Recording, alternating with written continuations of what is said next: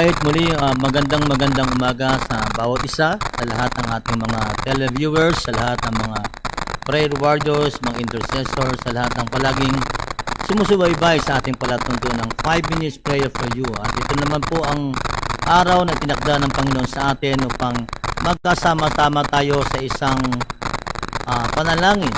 Naniniwala tayo na sa tuwing tayo ay pumapasok sa panibagong umaga, ay kailangan natin ang pagsama ng Panginoon. Lalo na po ngayon, hindi bagong umaga ang ating pinapasimulan. Nagpapasimula tayo sa panibagong buwan at ito po ay ang simula ng Bear month na po. Okay? At ngayong umaga, siyempre salamat sa Panginoon dahil binigyan na naman tayo ng panibagong pagkakataon na makapagministeryo sa lahat ng may mga pangangailangan sa panalangin, sa lahat ng sa araw na ito ay nangangailangan siya ng minsan pang paghipo ng Panginoon, pagsama ng Panginoon, at yan ay pagsasama-samahin natin. Alright, lahat ng mga bagay na yan sa isang salita, ang manalangin tayo. Samahan kayo ng Panginoon, kapatubayan kayo ng Panginoon, gagabayan tayo ng Panginoon, poproteksyonan tayo, bibigyan tayo ng lahat ng ating pangangailangan. Kailangan nating lumapit sa Panginoon. Kailangan nating humingi sa Panginoon. Ito ang kaibahan natin sa Diyos. Ito ang kaibahan ng Diyos doon sa mga magulang natin. Ang mga magulang natin, merong limitation. Okay? Nauubusan ng resources yan. Pero ang Ama natin na nasa langit, mga kaibigan, mga minamahal, ay hindi nauubusan ng resources. Dire-diretso lang siya. Kaya nga, ang isang bagay na nais ko makita nyo dito, ang Diyos ay patuloy na nag-i-invite sa lahat ng mga may pangangailangan. Ang kanyang ginagamit, no, na pang-bait sa atin yung Jeremiah 33:3. Okay? Anong sabi doon? Call unto me. Talagang merong invitation. Ang nag-i-invite ay ang Diyos. Bagaman sinabi ito doon sa lumang tipan, pero hanggang ngayon ang principle niya hindi nagbabago. Because the same God, the God that they are serving during that days in the Old Testament is the same God na kasama natin ngayon sa ating bagong tipan. Kaya, principle ang kukunin natin doon. Yung principle na may invitation. And ganun lang naman yun. Kung tayo mag-respond sa invitation, then, ayun, di tatanggap tayo ng pagpapala. Kasi sabi ng talata doon, call unto me and I will answer thee. O, yun ang invitation. At dalawang bagay ang sabi ng Bible doon na gagawin niya. I will answer thee and I will show you things which are parang kamangha-mangha, something which is really so imaginable, unthinkable. Alright? Yun ang mga English na ginamit niya na pag binaba natin sa Tagalog, translate natin sa Tagalog, talagang makikita mo yung lalim ng word. Okay? So ngayong umaga dadako na tayo sa ating panalangin. Pero bago 'yan, nais ko munang mag-quote uli ng isang talata. Maybe not exactly isang talata lang. Pero dito sa aklat ng unang Samuel, kaya na umaga ito yung aming tinalakay. Okay, this morning we discussed this a little in our prayer for the world, and I would like also to share this sa lahat ng mga viewers natin ngayong umagang ito. Alright? And by the way, let me just simply acknowledge and welcome and appreciate those who are joining with us sa ating prayer na ito. We have here Eric Liao Gracias, Imelda Rayos de Leon, Pastor Deo Orbeta, J. Lamar, Novi Redima, Irene Montes, Amila Natividad, Amy Ilagan Jen, William Hernandez, and Luz Brimbuela. Dito naman sa kabila ay nandito ang mga nais kong i-acknowledge, in-appreciate, and i-welcome sa ating prayer na ito. We have Bert Bernabe, Honorio Flores, Domingo Lopez Ranay, Goldie Ebocole, Sally Balquin, Bert Bernabe yan, Vivencia Reyes, Joel Rada, Alberto Alticin. I don't know kung meron pang hahabol. But then, so ngayong umaga, gusto ko lang i-quote ito, no? Yung 1 Samuel chapter 1. Okay, chapter 1 verse 18. Sabi ng Bible, Hannah said, "Let your handmaid find grace in your sight." So she went her way and ate. Her countenance no longer sad. The family rose early the next morning, worshiped before the Lord, and returned to their home in Ramah. Elkanah knew Hannah his wife, and the Lord remembered her. Okay? Now, verse 20, Hannah became pregnant and in due time bore a son and named him Samuel, heard of God, because she said, I have asked him of the Lord. And Elkanah and all his house went up to offer to the Lord the yearly sacrifice and pay his vow. Now, siguro ay makikita niyo dito ang nais kong i-share, no? Yung nais kong i-deliver ngayong umagang ito. Dito ay merong isang asawa, yung asawa ni Elkanah, na ang pangalan ay Hannah, na alam natin kung ano sinabi ng Bible sa simula pa lamang mula verse 1 up to the following verses up to verse 17. Makikita natin doon na itong si Hannah ay ay kasama ng kanyang asawa, okay, na pumupunta doon sa templo para maghandog. Yung asawa niya ay dalawa, si si Hannah at saka si Penina. Si Penina ay may anak, but si Hannah ay wala. So every time na taon-taon sila sasamba sa Panginoon, maghahandog sa Panginoon sa silo, okay, ay gano'n na palagi nangyayari. Yung ibinibigay niya na pang-sacrifice ay malaki ang ibinibigay niya kay Penina kasi meron siyang anak, meron siyang daughter, meron siyang anak na babae at anak na lalaki doon. Pero siyempre, mas malaki din talaga ang ibinibigay niya kay Hannah. Kasi malaki yung pag-ibig niya kay Hannah, sabi ng Bible. Pero ang problema, walang anak si Hannah. At sabi ng Bible, alam nyo, sabi ng Bible, verse 6, this embarrassed and grieved Hannah, and her rival provoked her greatly to vex her, because the Lord had left her childless. And noon pa namang araw, mga minamahal, kapag ikaw ay childless or you're barren, it is considered as a curse. Kaya matindi yung panalangin ni Hannah. So ano ginagawa niya? Okay? Ano ginagawa niya? So, ang ginagawa niya ni Hannah, siya ay nananalangin ng todo-todo pagdating doon sa templo. So ito nangyari, sabi ng verse 10, and Hannah was in distress of soul, praying to the Lord and weeping bitterly. She vowed, saying, O Lord of hosts, if you will indeed look on the affliction of your handmaid, and earnestly remember, and not forget your handmaid, but will give me a son, I will give him to the Lord all his life. No razor shall touch his head. And as she continued praying before the Lord, Eli noticed her mouth. Sabi ng Bible, Hannah was speaking in her heart, only her lips moved, but her voice was not heard. So Eli thought she was drunk. Eli said to her, how long will you be intoxicated? Put wine away from you. But Hannah answered, no, my Lord, I am a woman of a sorrowful spirit.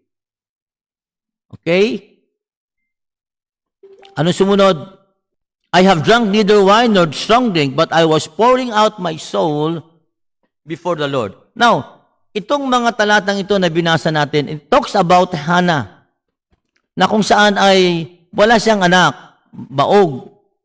Kaya siya laging nananalangin at sabi ng Bible, talagang nananalangin siya na ibinuhos na yung kanyang kaluluwa sa Panginoon.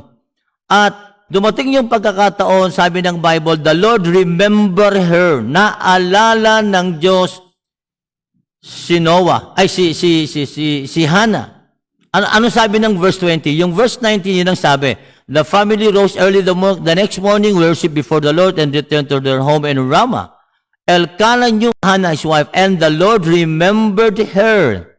Now, verse 20, Hannah became pregnant, and in due time bore a son, and named him Samuel, heard of God, because she said, I have asked him of the Lord.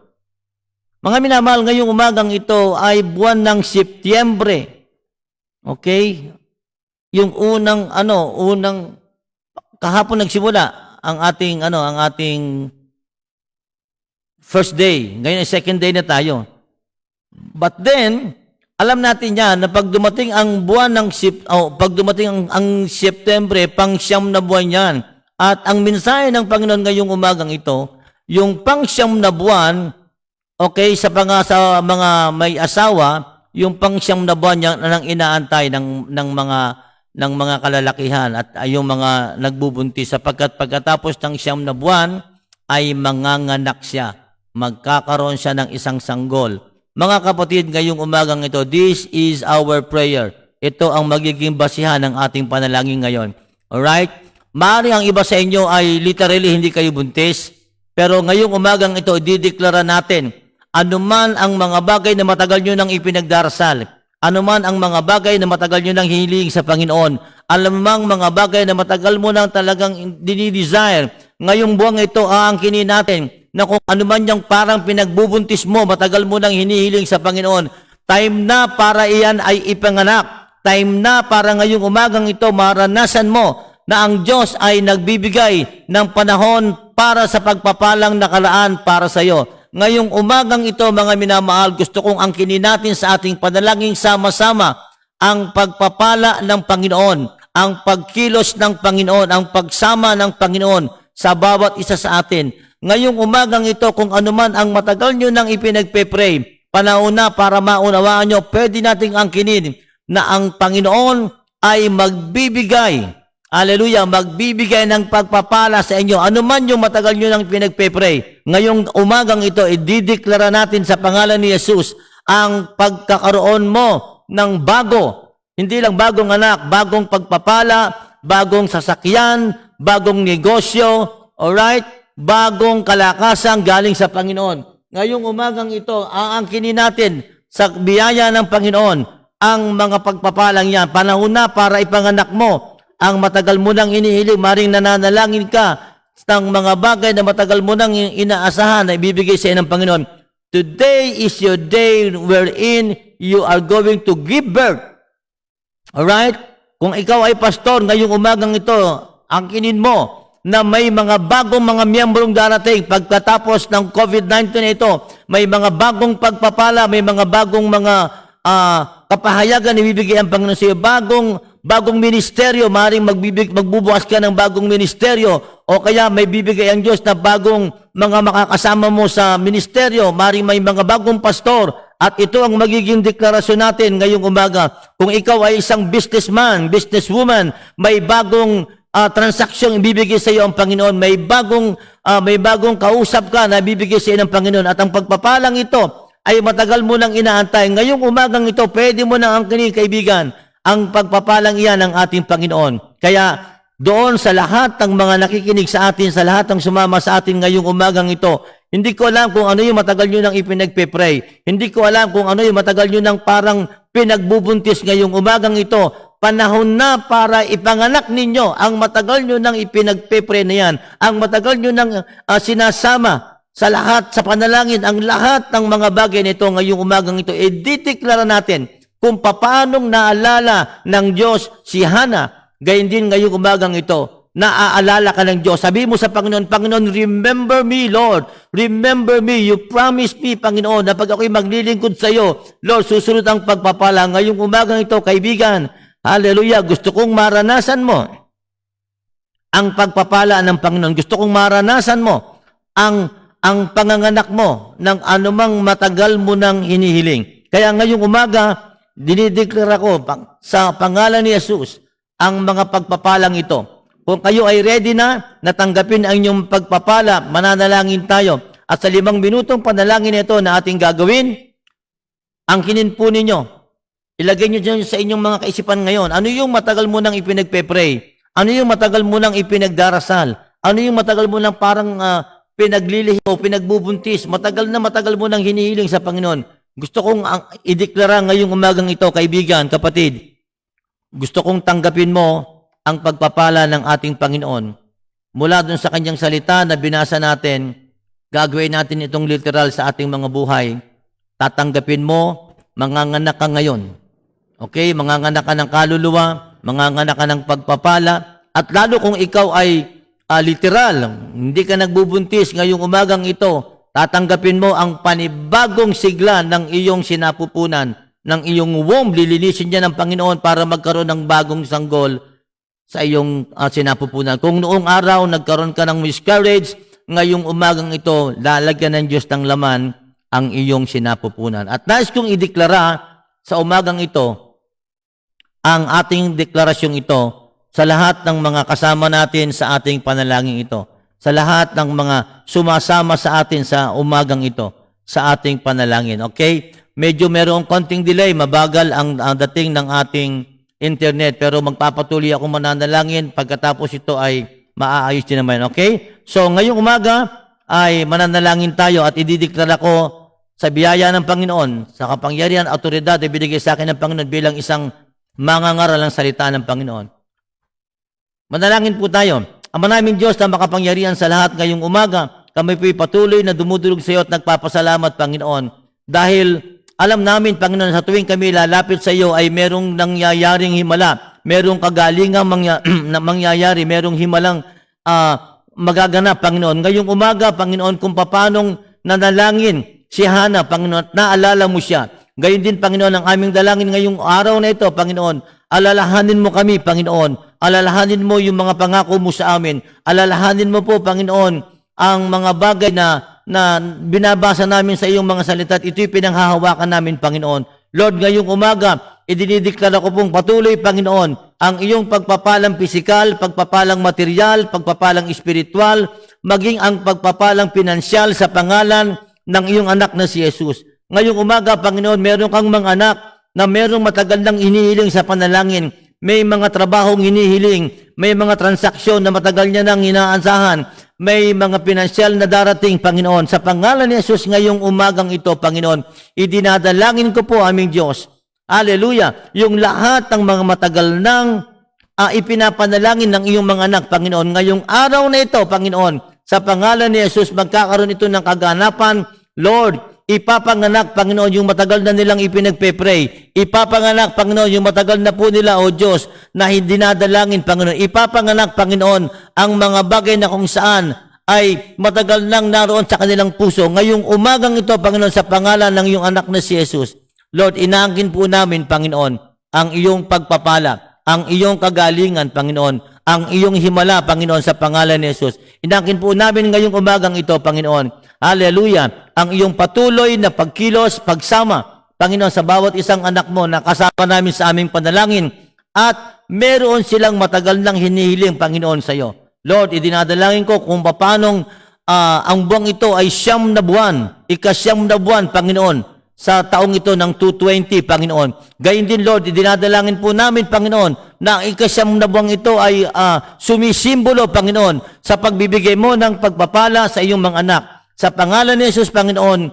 dinadalangin ko po aming Diyos na ang bawat isang babanggitin ko, Panginoon, sa aking panalangin ito, Diyos, ay mararanasan ang panibagong sigla, panibagong buhay, Panginoon, sa kanilang mga ministeryo, kung sila ay mga manggagawa, pastor, Panginoon, panibagong pagkilos ng iyong Santong Espiritu sa kanilang bahay-sambahan, Panginoon, panibagong pagdaragdag ng maraming kaluluwa. Dinideklara ko ang lahat ng mga bagay nito ng Panginoon na ngayon ay dumaloy kay Bert Bernabe, kay Imelda De Leon, kay Pastor Deo Orbeta, kay Honorio Flores, kay Pastor Ding Ranay.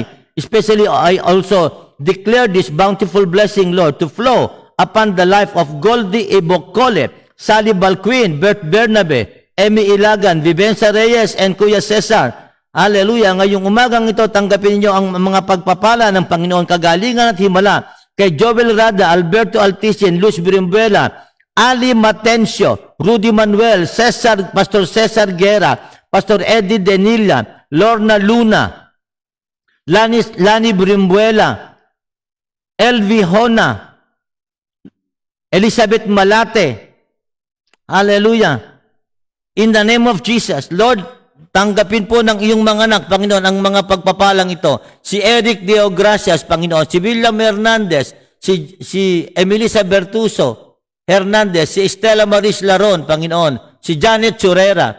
Si Minerva Comilla. Sa pangalan ni Jesus, Panginoon, dinideklara ko ang kagalingan ng himala, Panginoon. Kung sino man ang di maayos sa kanilang mga BP, sa pangalan ni Jesus, Panginoon, tanggapin nila ang iyong himala. Tanggapin nila ang iyong pagpapala, Panginoon. Sa pangalan ni Jesus, Lord, idinadalangin ko rin po patuloy sa iyo ang aming bayan, ang aming mayor, ang aming vice mayor, ang lahat ng konsyal ng bayan, ang lahat ng kapitan ng bawat barangay, Panginoon, ang Kapitan Llames, Kapitan Alday, Kapitan Tuatis, Kapitan Gusar, Kapitan Suarez, sa mga pangalan ni Jesus, pagpalain mo silang lahat, Panginoon. Ngayong umaga, Panginoon, tanggapin ng bawat isa ang kagalingan at himala laban sa COVID patient, sa mga COVID patient, Panginoon, ay dumating ang iyong himala. Lord, salamat po ngayong umagang ito, Ama, pinupuri ka namin, sinasamba ka namin, dinadakila ka pa namin, Panginoon, at inaangkin na po namin ngayong umagang ito ang kapanganakan sa mga bagong pagpapala na iyong inihahanda sa amin. Maraming salamat sa iyo, aming Diyos. Lagi naming ibabalik sa iyo ang lahat ng papuri, pasalamat sa pangalan ng iyong anak na si Jesus. Amen. Amen at amen. Purihin po ang Panginoon. Ngayong umagang ito, bago tayo magtapos, I know that it is really a big delay on our part, no? Because of, hindi ko alam kung anumang dahilan bakit mabagal ang dating sa inyo. But then, ang kininpo ninyo, ang pagpapala ngayong umagang ito. Ang kininpo ninyo ngayong umagang ito, yung lahat ang matagal nyo nang ipinagpe-pray. Kung kayo nananalangin ng trabaho, nangangailangan ng nagpe-pray ng mga kasama sa buhay, kasama sa bahay, ngayong umagang ito, ang kininyo ang pagpapala ng Panginoon. Hallelujah. Yung may mga finances na inaantay, ngayong umagang ito, panahon na para ipanganak mo ang mga pagpapalang iyan na iyong matagal nang inaantay. Ang kinin mo ngayong umagang ito, may mga bagong darating sa buhay mo, bagong oportunidad, bagong kalakasan, bagong pagpapala. Hallelujah. Bagong mga bagay na kung saan ay matagal mo nang hinihiling. No? May mga nananalangin ng cellphone. Ang kinin mo ngayong umagang ito, ang pagpapalang yan ng Panginoon. Yung mga nananalangin ng mga bagong kasangkapan sa simbahan, ang kinin mo, ang Diyos ay gagawa ng kanyang paraan, gagamit ng instrumento para pagpalain ka ng Panginoon. Lord, salamat, Panginoon, patuloy kaming dumudulog sa iyo. Sa pangalan ni Jesus, naniniwala kami, Panginoon, na ang aming panalangin ito, tinutugon mo po, Panginoon. Salamat ngayong umagang ito, Panginoon. Yung may mga mataas na BP, Panginoon, pinagkakaisa namin sa pangalan ni Jesus. Lord, ang normal BP nila ngayong maghapong ito hanggang sa mga darating na araw, Panginoon. Salamat po, Panginoon. Pinupuri ka namin, sinasamba ka namin, Panginoon. Ito ang aming dalangin sa iyong patuloy sa pangalan ng iyong anak na si Jesus. Amen. Muli, marami pong salamat, purihin ng Panginoon, at nawa ay patuloy nating maranasan sa buong maghapong ito ang rumaragasang pagpapala ng ating Panginoon. Ang kininpo ninyo ngayong araw na ito, ang inyong kapanganakan sa lahat ng mga bagay na meron kayong pinagdarasal, matagal nyo nang hinihiling. Ang kinin natin ang buwang ito, maaaring hindi ngayong araw na ito, pero sa mga susunod na araw, mararanasan nyo ang pagpapalang matagal nyo nang inaantay galing sa Panginoon. Ang buwang ito ng Setyembre ay buwan ng kapanganakan, buwan ng mga bagong pagpapala ng ating Panginoon. Marami pong salamat, pagpalain tayong lahat ng ating Panginoon. Just enjoy this Wednesday. All right? Let it be not a waste day. Wednesday. Kasi pag hiwala ka sa Panginoon at wala kang tiwala sa Panginoon, hindi mo nailagak sa Panginoon ang buong maghapon, your Wednesday will become a waste day. All right? Don't let it be a waste day. Today is your day of blessing. Today is your day wherein you are going to give birth, amen, to your blessing. God bless you all.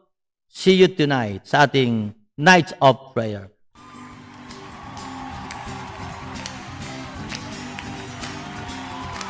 Uulan ng pagpapala, uulan ng pagpapala, uulan ng pagpapala sa bayan ito.